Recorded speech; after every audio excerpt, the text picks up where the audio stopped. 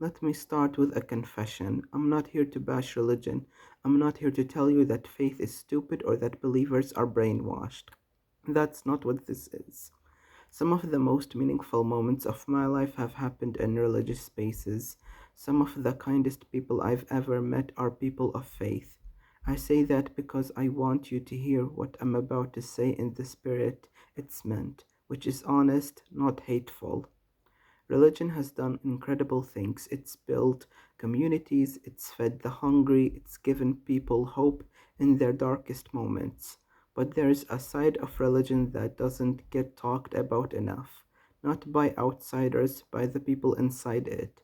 And I think if we're going to have an honest conversation about faith, we need to talk about the dark side too. The first thing nobody talks about is the fear.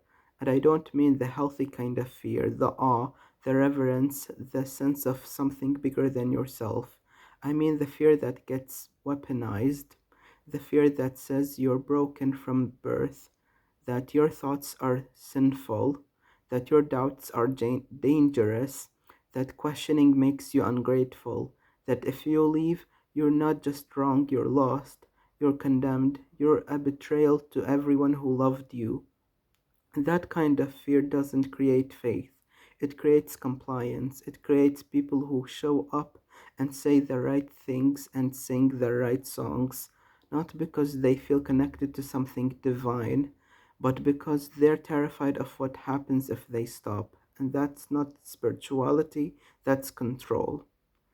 The second thing nobody talks about is the loneliness. And this one hits hard because it's so hidden. You grow up in a religious community and you're told you belong. You're part of a family. You're never alone. But then you start having questions. You start seeing things that don't add up. You start feeling like you're the only one who notices and you can't say it out loud. Because if you say it, you'll be the one who's broken, the one who doesn't have enough faith, the one who needs to pray harder.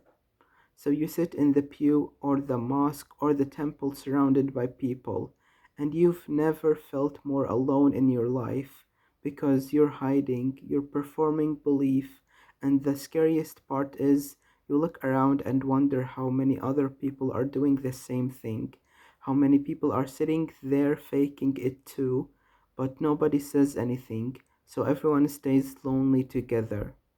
The third thing nobody talks about is the shame, and this is the one that leaves the deepest scars. Religion teaches us to be good. That's not the problem. The problem is when it teaches us that certain parts of ourselves are bad.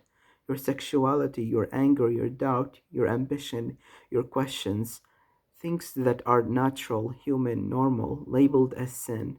And you don't just learn to avoid them, you learn to hate them. You learn to hate yourself for having them. And that shame doesn't stay in in the religious space. It follows you. It follows you into relationships, into your own body, into the quiet moments when you're alone with your thoughts. You spend years, sometimes decades, trying to unlearn the idea that you are fundamentally flawed, that something is wrong with you at the core, and that the people who put that shame on you, they called it love. The fourth thing nobody talks about is what happens when you leave. And this one is brutal because if you grow up inside a tight religious community, leaving doesn't just mean changing your beliefs, it means losing your entire world. Your family, your friends, your support system, your identity, everything that told you who you was. People talk about leaving religion like it's a choice, like you just decide one day and move on. But for so many people, it's a grief that never fully goes away. You lose your community, you lose the rituals that gave your life rhythm. You lose the certainty, the feeling of knowing exactly what happens after you die.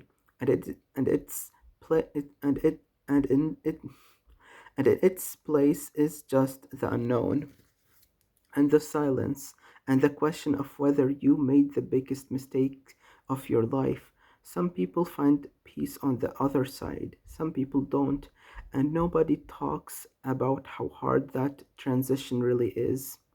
I'm not saying religion is all bad. I'm not saying faith has no value. For millions of people, it's a source of genuine comfort, purpose, and love. But we have to be honest about the parts that hurt, the parts that control, the parts that leave people broken in ways they don't even understand until years later. If you grow up religious and you're still in it, I hope you find a version of faith that doesn't require you to be afraid, that doesn't ask you to hate parts of yourself, that gives you room to question and grow and change. And if you left, I see you.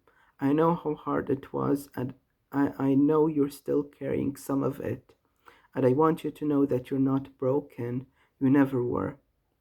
The dark side of religion is real, but so is the human need for meaning, for connection, for something bigger than ourselves. The question isn't whether we should have faith. The question is whether our faith can hold us without crushing us. Thank you for watching.